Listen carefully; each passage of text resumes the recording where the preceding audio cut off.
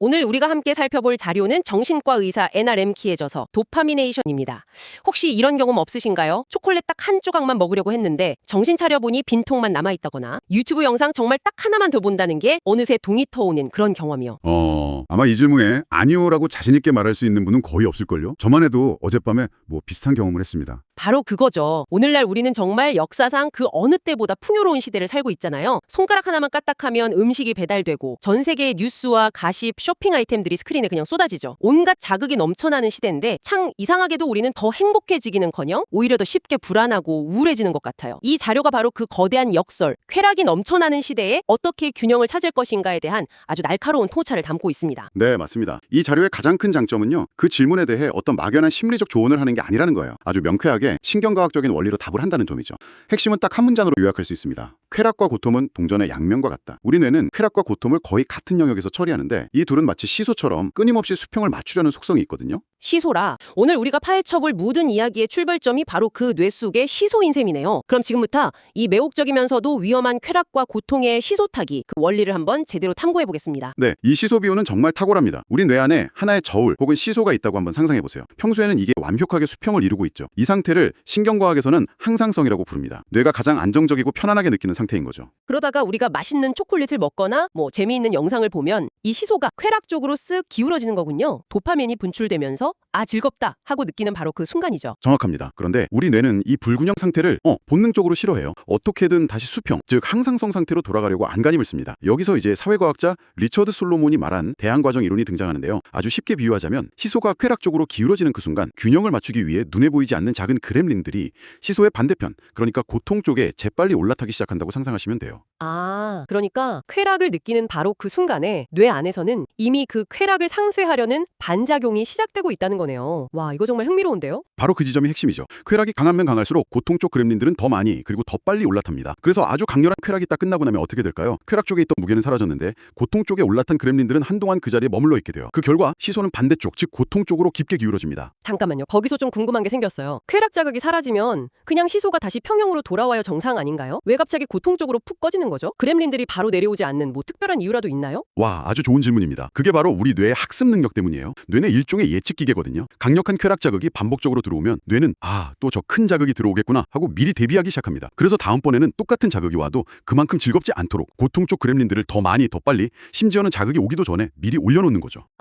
이게 바로 내성입니다. 아하, 뇌가 스스로 방어막을 치는 거군요. 그럼 금단 현상은 그 방어막 때문에 생기는 부작용인 셈이네요. 쾌락 자극은 끝났는데 미리 대기하고 있던 고통 쪽 그렘린들 때문에 시소가 반대쪽으로 확 기울어버리는 거니까요. 정확히 이해하셨습니다. 불안하고 초조하고 왠지 모르게 공허해지는 그 느낌이 바로 고통 쪽으로 기울어진 시소의 상태인 겁니다. 이 내성과 금단의 끔찍한 순환, 이것이 바로 중독의 핵심 메커니즘이죠. 처음에는 쾌락을 얻으려고 시작했던 행동이 나중에는 단지 이 지긋지긋한 고통의 상태에서 벗어나기 위한 몸부림으로 변질되는 겁니다. 흔히들 도파민을 행복 호르몬이나 쾌락 물질이라고 단순하게 생각하는 경향이 있는데 이 자료를 보고 그 생각이 완전히 깨졌습니다. 도파민의 진짜 역할은 그게 아니더라고요. 그렇죠. 쾌락 그 자체라기보다는 쾌락을 향한 기대와 동기부여에 훨씬 더 가깝습니다. 이것을 하면 즐거울 거야 라고 우리를 예측하게 만들고 그 보상을 얻기 위해 우리를 행동하게 만드는 욕망의 분자라고 보는 게 더 정확하죠. 이 자료에 나온 도파민 수치 차트를 보고 정말 깜짝 놀랐습니다. 청취자분들도 한번 상상해보세요. 우리가 평범하게 즐기는 초콜릿이 도파민 수치를 기준치보다 55% 높인다고 합니다. 그런데 니코틴은 150%, 코카인은 225%, 심지어 암페타민은 무려 1000%나 높이더라고요. 이건 단순히 더 즐겁다의 수준이 아니라 뇌에 완전히 다른 종류의 핵폭탄을 터뜨리는 거라 마찬가지네요. 네, 그 수치가 바로 우리 뇌의 쾌락 고통 저울을 얼마나 격렬하게 흔드는지를 보여주는 지표인 셈입니다. 1000%의 쾌락적 기울기를 경험한 뇌가 균형을 맞추기 위해 얼마나 많은 고통 그렘린을 반대편에 올려놓겠어요. 그러니 일상적인 55%짜리 즐거움은 더 이상 즐거움으로 느껴지지도 않게 되는 거죠. 그렇게 만성적으로 강력한 도파민 자극에 노출된 뇌는 단순히 기분만 변하는 게 아니라 아예 물리적으로 변해버린다고 하니 정말 무섭게 들리는데요. 이게 정말 단순히 의지력의 문제가 아니라는 게 명확해지네요. 그럼 이 고장난 시소를 고칠 방법이 있기는 한 건가요? 자료에서 어떤 해결책을 제시하고 있나요? 네, 말씀하신 대로 뇌가 물리적으로 변합니다. 자료에 나온 중독자의 뇌 영상 이미지를 보면요. 정상인의 뇌에 비해 도파민을 받아들이는 수용체의 수가 현저히 줄어들어 있어요. 근데 단순히 수용체가 줄어드는 걸 넘어서 뇌의 전두엽, 즉 우리의 의사결정과 충동 억제를 담당하는 CEO의 기능 자체가 약화됩니다. 뇌 CEO가요? 네. 네, 그래서 이걸 그만해야 한다는 걸 머리로는 알면서도 몸이 따라주지 않는 그 통제력을 상실한 상태가 과학적으로 설명되는 거죠. 뇌 CEO가 제 기능을 못하게 된다니 정말 심각하네요. 평범한 일상이 전부 무채색으로 보이고 더 강한 자극만 찾아 헤매는 그런 악순환이 시작되는 거군요. 그렇습니다. 하지만 다행히도 이 자료는 절망에서 끝나지 않고 아주 구체적이고 실용적인 전략을 제시합니다. 바로 도파민이라는 약자를 이용한 프레임워크인데요.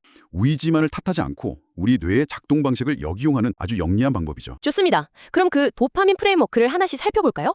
이건 단순히 심각한 중독자뿐만 아니라 스마트폰이나 소셜미디어 사용을 줄이고 싶은 당신에게도 아주 유용한 도구가 될 수 있을 겁니다. 첫 번째 D는 데이터입니다. 너무나 당연하지만 가장 중요한 시작이죠. 내가 무엇에 얼마나 시간을 쓰고 있는지, 언제, 그리고 왜 그것을 찾게 되는지 정직하게 기록하고 파악하는 겁니다. 회피하고 싶었던 나의 사용 패턴을 객관적인 데이터로 직시하는 거죠. 그다음 O는 목표 오브젝티브, P는 문제 프로블럼즈네요. 이 행동을 끊음으로써 내가 얻고 싶은 게 무엇이고 그리고 이 행동 때문에 내 삶에 어떤 문제들이 생기고 있는지 명확히 하는 단계군요. 맞습니다. 동기부여를 확실하게 하는 단계죠. 그리고 가장 핵심적인 단계가 바로 A, 절제, abstinence입니다. 이 자료에서는 최소 30일간 중독 대상으로부터 물리적으로 또 심리적으로 완전히 거리를 두는 도파민 단식을 제안합니다. 고장난 뇌의 보상 경로가 스스로를 치유하고 재설정될 시간을 주는 아주 중요한 과정이죠. 솔직히 30일 동안이나 스마트폰이나 SNS를 끊으라는 건 현대인에게 거의 불가능한 미션처럼 들리는데요. 이게 정말 현실적인 조언일까요? 오히려 실패하고 나는 역시 안 돼 라면서 더 큰 좌절감에 빠지는 부작용은 없을까요? 정말 중요한 지적입니다.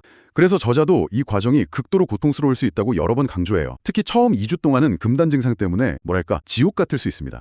하지만 이 고통의 시간을 견뎌내야만 비로소 고통 쪽에 잔뜩 쌓여있던 그렘린들이 하나둘씩 내려가고 시소가 다시 수평을 찾기 시작합니다. 30일이라는 기간은 뇌의 심경 경로가 재설정되는 데 필요한 최소한의 과학적인 시간이라고 이해하시면 됩니다. 물론 혼자 하기 어렵다면 전문가나 지지 그룹의 도움을 받는 것이 필수적이고요. 그 고통스러운 기간을 버티는데 도움이 될 만한 다음 단계가 있나요? 네, 바로 M, 마음 챙김, 마인드풀니스입니다. 절제 중에 찾아오는 그 끔찍한 갈망이나 고통스러운 감정을 억지로 누르거나 회피하는 게 아닙니다. 대신 한 걸음 떨어져서 마치 제3자가 된 것처럼 내 뇌가 지금 이런 갈망 신호를 보내고 있구나. 이 감정은 곧 지나갈 파도 같은 거구나 하고 그저 관찰하는 연습입니다. 감정에 휩쓸리는 게 아니라 감정을 바라보는 힘을 기르는 거군요. 네. 그렇게 힘든 시간을 보내고 나면 통찰의 단계에 이르겠군요. 한 달간의 절제를 통해 내가 무엇을 깨달았는지 돌아보는 시간. 그 중독행위가 사실은 내 삶에 어떤 중요한 문제들을 가리고 있었는지 그리고 그것 없이도 내가 살아갈 수 있다는 사실을 명확하게 깨닫게 되는 거군요. 그렇습니다. 그리고 여기서 끝나면 안 됩니다. N은 다음 단계예요. 절제가 끝난 후 앞으로 어떻게 건강한 관계를 맺으며 살아갈지 구체적인 계획을 세우는 거죠.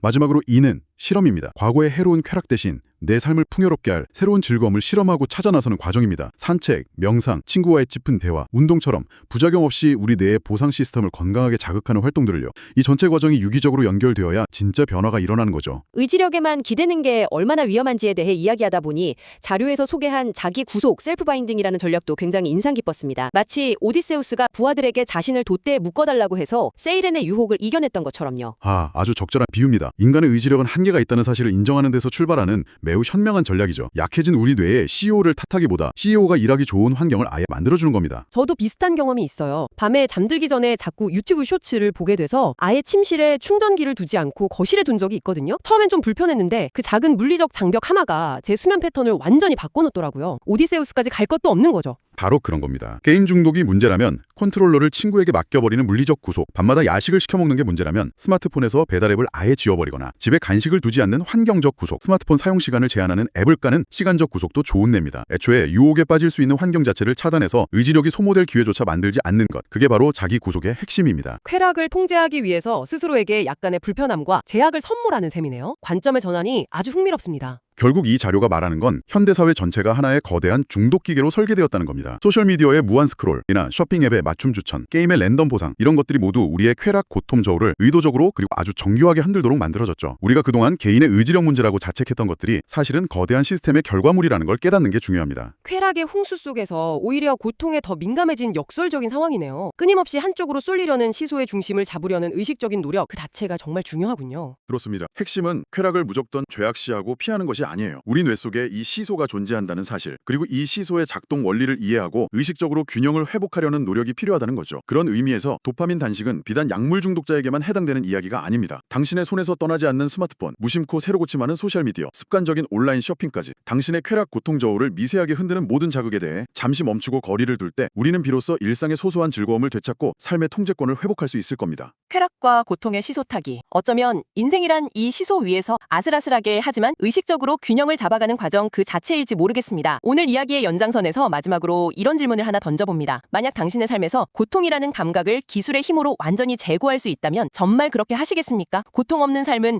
과연 진정한 의미의 즐거움과 의미로 채워질 수 있을까요?